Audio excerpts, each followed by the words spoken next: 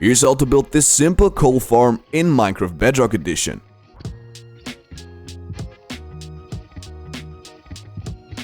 So let's start building this one, right? The first thing that you want to do is to place down 2 droppers next to each other, and you can also use dispensers if you want to. This will be the back side of the farm, and you want to turn around and place hoppers behind the droppers. Now these hoppers should link with the droppers, and then what you want to do is to place 2 furnaces on top of the hoppers. Now for this farm you cannot use blast furnaces or smokers because only regular furnaces will generate our charcoal.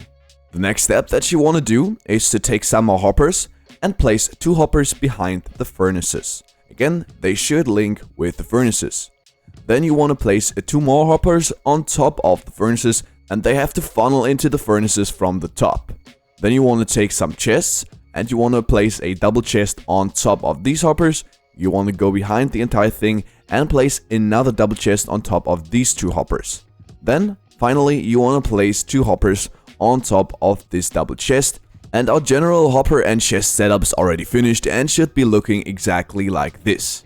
Now of course our coal farm should be automatic and self-sustaining, and for this we will need an item cycle, so all the charcoal that is generated in the furnaces will go into the hoppers on top and will refuel our furnaces. Now in order to create this item cycle, what you want to do is to place 4 glass blocks in these positions. If you want to, you can also use other blocks, but glass is nice as glass allows you to see what is going on in the farm. Now we got 1 layer of this 4 block shape, and we want to add 4 more layers on top of this entire thing. That will give you a total of 5 layers, and you should be 1 block above the hoppers right there.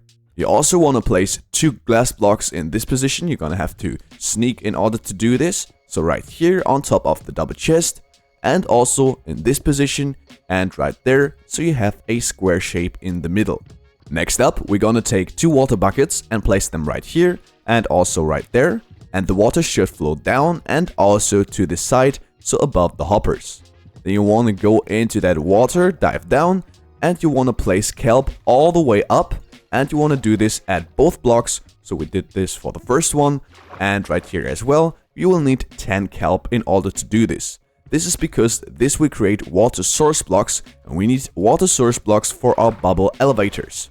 These bubble elevators will elevate all the items into the hoppers right here, and in order to create them you're gonna need 2 sewer sand, and you want to swap these 2 blocks with sewer sand like this, and as you can see this will give you the bubble elevators.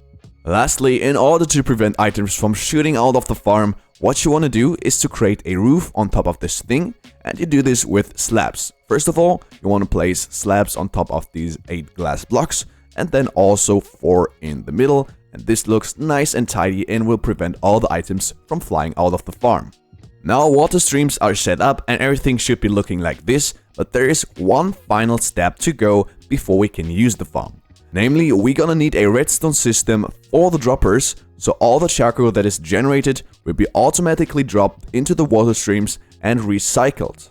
And in order to do this, what we're gonna do is to place a redstone repeater right here in this position, so right in front of the dropper. Whenever this redstone repeater is powered, both droppers will fire.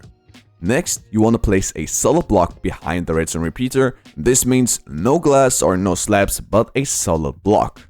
Then place redstone dust in this position, a solid block above, a solid block right here, temporary block in this position, and then a final solid block right here, and you want to break this block. So you have this exact shape. And now in between these 2 blocks you want to place a redstone repeater that faces this direction and a redstone torch underneath this block at the side of the block, so right here, and this will give you a redstone clock. Now this will generate a repeating tick for the droppers to fire, and if this sound annoys you then you can do a few things. First of all, you can place down a lever and flick it, so whenever you don't need the farm you can shut this off. Then you can also put this repeater right here on 4 ticks, which will give you a steady redstone signal but with a higher delay. And if all this isn't enough, you can also go into your settings and to the audio settings, and there turn down the blocks audio to 0. And now let's turn on the redstone clock again. As you can see, we don't hear a signal any longer, but still the droppers will be powered. Now that the entire farm is finished, let me show you how this works in survival mode.